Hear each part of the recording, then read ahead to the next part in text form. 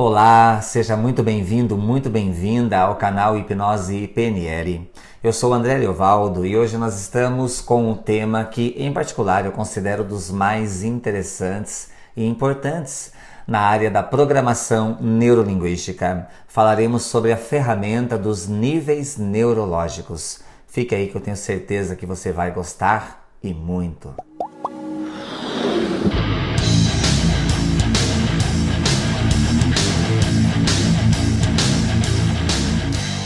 E essa ferramenta dos níveis neurológicos, ela foi criada por Robert Dilts, um dos grandes nomes na área da programação neurolinguística. Ferramenta esta criada a partir dos estudos de aprendizagem de Gregory Bateson.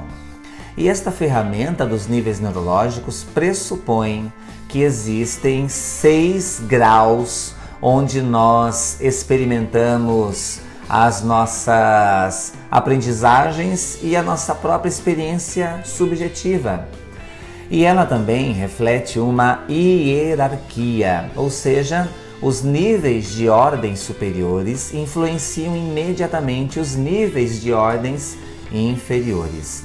Este superior e inferior não tem também nenhuma relação com questões morais, é apenas uma questão hierárquica, propriamente dita. Para que tenhamos uma facilidade neste entendimento, eu quero que você imagine uma cômoda com 6 gavetas, pois estes níveis são 6 que lhe compõem. Então, imagine uma cômoda com 6 gavetas e imagine que cada uma destas gavetas tem uma chave específica, uma fechadura e uma chave específica. Ou seja, cada gaveta tem a sua própria chave. E dentro destas gavetas tem coisas. Então, a chave nos níveis neurológicos são perguntas de acesso. Quando fazemos determinadas perguntas, abrimos determinados níveis e quando estes níveis são abertos, lá dentro nós temos coisas, conteúdo. Então, os níveis são 6, falando de baixo para cima, nós temos os ambientes, depois vem comportamentos, capacidades, crenças e valores, identidade e o espiritual, que é o mais alto na escala. E cada um desses níveis tem, como nós comentamos, uma pergunta de acesso, uma chave específica que lhe abre. No caso dos ambientes, a pergunta que abre é onde? Onde estão os nossos ambientes? Onde estão os ambientes que você frequenta, que você visita, que você conhece?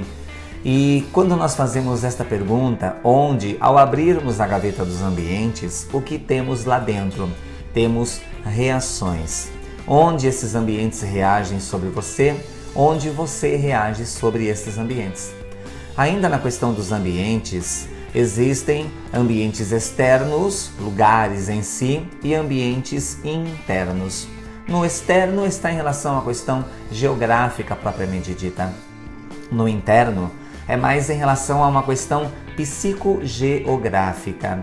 Então, onde você se percebe, onde dói, onde é bom, onde estão seus pensamentos, onde está seu coração, onde estão as coisas que são importantes para você, onde estão as suas memórias, onde essas memórias reagem sobre você, onde você reage quando está frente a estas memórias. Então, ambientes representam os níveis mais baixos de toda esta hierarquia. Albert Einstein tem uma frase, ao menos atribuída a ele, que diz assim: a solução de um problema está em um nível acima, em um nível superior ao que foi criado. Ou seja, quando nós queremos resolver algum problema, algum desafio, superar algo, para que encontremos sucesso em relação a isto, devemos buscar níveis superiores, onde o problema está sendo criado. Se colocar isso em uma questão mais popular, para que a gente resolva um conflito, nós precisamos encontrar alguma coisa que seja melhor do que aquele conflito em si. Ou então, ninguém resolve raiva com raiva, briga brigando, xingo xingando. Pois se assim o fizermos, nós estaremos agindo no mesmo nível onde aquilo está acontecendo. Ou seja, para melhorar alguma coisa, nós precisamos melhorar o nosso estado de espírito. Para sair de uma situação conflitante, precisamos melhorar o nosso estado emocional, estado mental, estado de espírito, buscar um nível superior, um nível acima. E é o que se dá em relação à questão com os níveis neurológicos. Se nós queremos melhorar algo em relação aos ambientes, devemos buscar níveis superiores para que as soluções sejam mais assertivas e logremos melhores resultados. Então, um nível acima aos ambientes estão os comportamentos. A pergunta que abre a chave é o quê? O que você faz, o que você pensa, o que você sente, o que acontece. E quando se faz estas perguntas, o que, ao abrir a gaveta, ao acessar o nível dos comportamentos, o que temos lá dentro? Ações. Então, o que difere a ação da reação é que na reação, a própria palavra já diz, reação é uma ação repetitiva. Então, se é uma ação repetitiva, ela está automatizada, padronizada. E por assim, ela também está com a ausência de um pensamento racional. Não há razão na reação. Há apenas uma ação, sim, um comportamento, sim, mas um comportamento padronizado, automatizado, cujo pensamento racional, cuja percepção consciente, a intelectualização não está presente. É apenas uma reação. Já no caso da ação, que está no nível dos comportamentos, o que difere ação de reação é a presença do pensamento racional. Então, quando nós agimos, nós estamos colocando o pensamento racional. E é este pensamento racional que faz uma diferença capital. Então, se nós estamos apenas reagindo a algo, o que nós podemos fazer? Que ação, que atitude nós podemos tomar? Que se nós fizermos aquilo, irá melhorar as nossas respostas, fazendo com que elas sejam menos automáticas ou deixem de ser literalmente automáticas. Mas se nós estamos com um problema de comportamento, então devemos buscar um nível acima. E o próximo nível aos comportamentos é o nível das capacidades, habilidades, possibilidades. E a pergunta que abre é como? Como você faz, como você pensa, como você funciona, como você se sente, como que você faz as coisas acontecerem, como que você se dirige às experiências da sua vida. Quando se faz essas perguntas, como abre a gaveta das capacidades, habilidades, possibilidades e o que tem lá dentro? Direção. Ou seja, nós, quando perguntamos como, conseguimos mudar o direcionamento de algumas coisas que nós estamos realizando. Ou seja, se o que você está fazendo não está gerando o resultado que você espera, perguntar como você pode fazer de uma forma diferente, pois quando você fizer algo diferente, você irá obter um resultado diferente. E isso significa que você terá mudado o direcionamento. Como você pode pensar além do modo que já pensa? Como você pode se sentir além de como já se sente? Como você pode se direcionar além de como já tem se direcionado na sua vida de relação ou então na sua lida com você mesmo ou você mesma? Então, ao perguntar como, abre a gaveta, o nível das capacidades e nós encontramos direcionamento, o que nos ajuda a flexibilizar. Mas muitas vezes nós sabemos fazer, nós sabemos como fazer, sabemos que direção tomar, mas não conseguimos. Então, quando há um limite em relação às questões de capacidade, nós devemos buscar um nível acima. E o próximo nível, a capacidade, é as nossas crenças e valores, importâncias. E a pergunta que abre esta gaveta, este nível, é por quê? Por que você faz? Por que você acredita? Por que se sente assim? Por que segue esse caminho? Então, quando fazemos estas perguntas, por que abrimos a gaveta das crenças, valores e importâncias e o que tem lá dentro? Motivação. Então, por que é importante? Por que motiva você? Por que motivos você pensa o que pensa, acredita no que acredita, faz o que faz? E aí, uma vez que se identificarmos crenças que estão mais nos limitando do que nos potencializando, uma vez que não existem crenças literalmente limitadoras, e isto é uma crença limitante.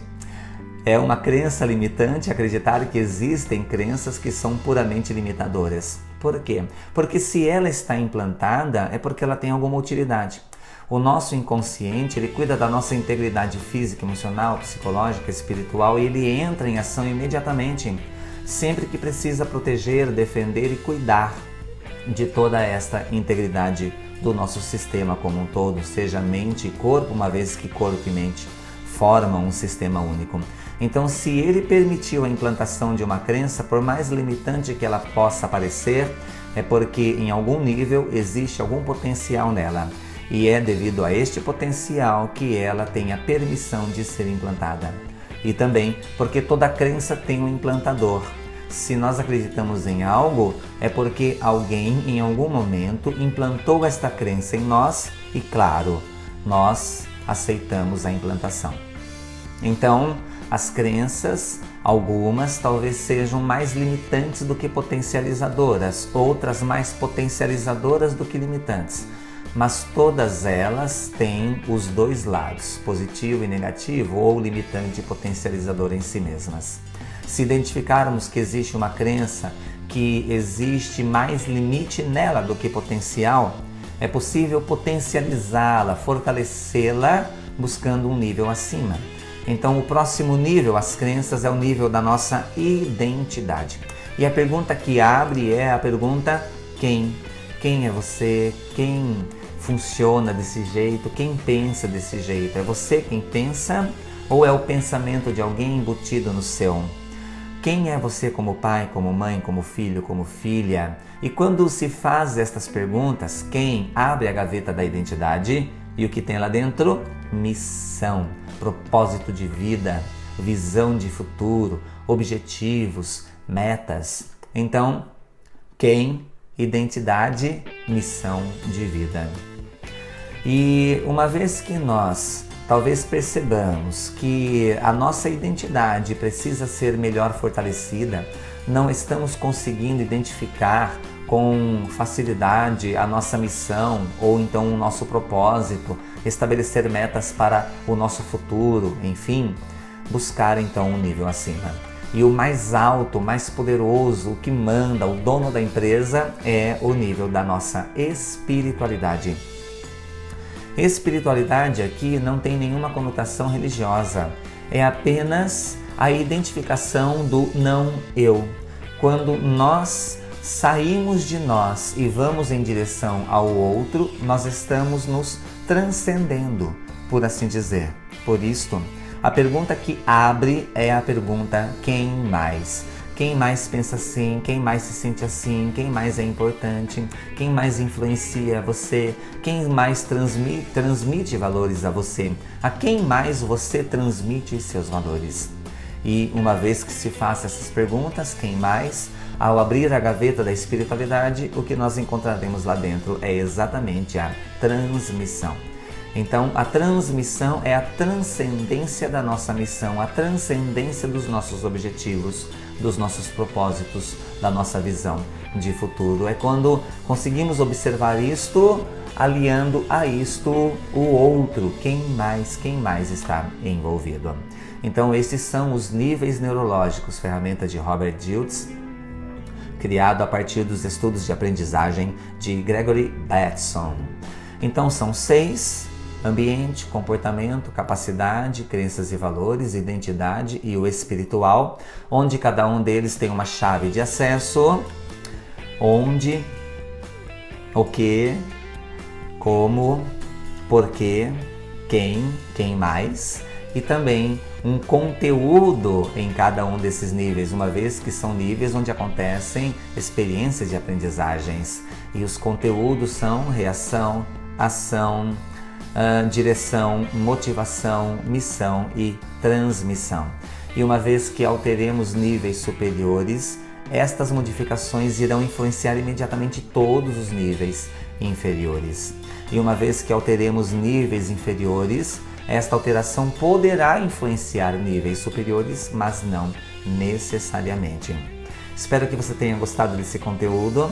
Na internet você poderá encontrar outras fontes para abrilhantar ainda mais o seu entendimento e a sua aprendizagem acerca dos níveis neurológicos, mas talvez este vídeo tenha dado a você um tipo de um pontapé inicial.